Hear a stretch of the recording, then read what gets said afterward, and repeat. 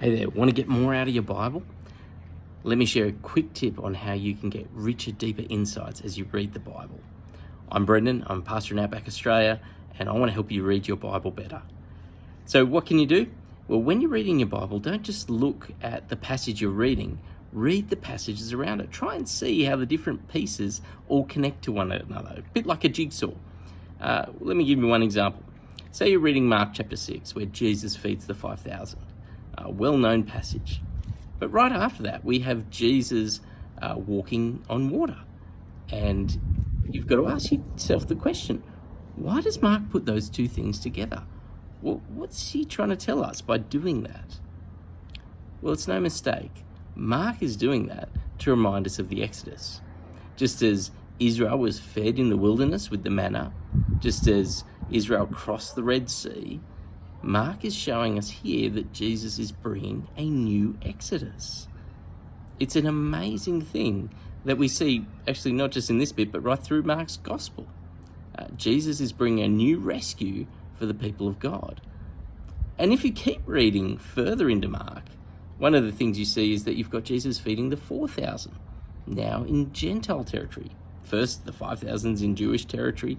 Next, it's the 4,000 in Gentile territory. And there's a whole bunch of indications there of Gentile kind of things.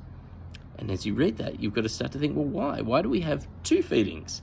Why tell us this stuff? I mean, why mention, this very similar miracle? We saw the first one. That's enough, right? Well, no, it's because Mark's making a particular point. He's trying to say that Jesus is bringing a new Exodus, a new rescue for the people of God. But God's people is not just the Jews, it's now going to be the Gentiles as well. This rescue is now going to be opened up to everybody. Can you see how reading the bits of the Bible around the passage you're looking at can just help you see new insights? Let me give you another one.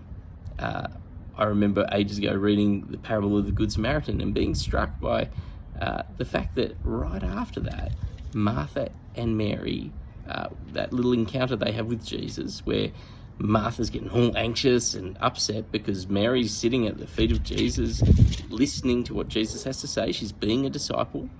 And Jesus says that she's got the good portion, that she shouldn't be off in the kitchen helping Martha. She's made the right decision to sit at Jesus' feet and to be fed by his word.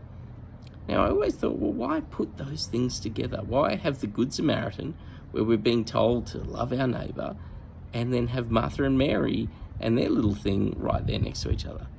And I realised it's because if we're going to love our neighbour effectively, we need to actually do what Mary's doing.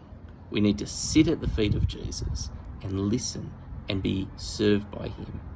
We're not going to love and serve others well unless we sit at the feet of Jesus and let him love and serve us.